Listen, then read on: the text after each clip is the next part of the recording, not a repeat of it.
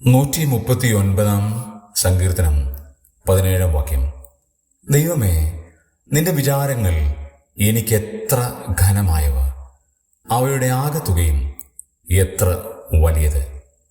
ദൈവം നമ്മെക്കുറിച്ച് ചിന്തിക്കുന്നു എന്നുള്ള യാഥാർത്ഥ്യം നമ്മൾ മനസ്സിലാക്കുമ്പോഴാണ് ദൈവത്തോടുള്ള നന്ദി വർദ്ധിക്കുവാൻ കാരണമായി തീരുന്നത്.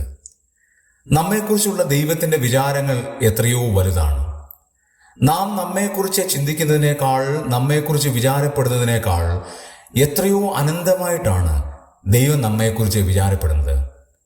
നാം നമ്മുടെ ജീവിതത്തെ ഒന്ന് തിരിഞ്ഞു നോക്കിയാൽ മാത്രം മതി. ഇതുവരെയുള്ള നമ്മുടെ ജീവിതത്തിൻ്റെ യാത്രകളിൽ, ജീവിതത്തിൻ്റെ വൈവിധ്യമാർന്ന മേഖലകളിൽ ദൈവത്തിൻ്റെ കൃപ ധാരാളമായി ദൈവം പകർന്നു.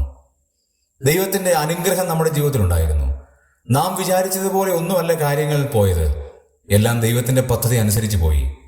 അതുകൊണ്ടാണ് നാം ഇന്നും ഈ ഭൂമിയുടെ പരപ്പിൽ നിലനിൽക്കുന്നത്.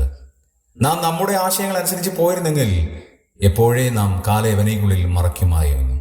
എന്നാൽ നമ്മളെക്കുറിച്ചുള്ള ദൈവത്തിൻ്റെ വിചാരങ്ങൾ എത്ര ഘനമായവ, അവ എണ്ണി തിട്ടപ്പെടുത്താൻ കഴിയുന്നതിനേക്കാൾ അപ്പുറമാണ് ദൈവത്തിന് നമ്മളോടുള്ള വിചാരങ്ങൾ. ആകയാൽ സർവ്വമഹത്വവും നമുക്ക് ദൈവത്തിങ്കിൽ അർപ്പിക്കാം.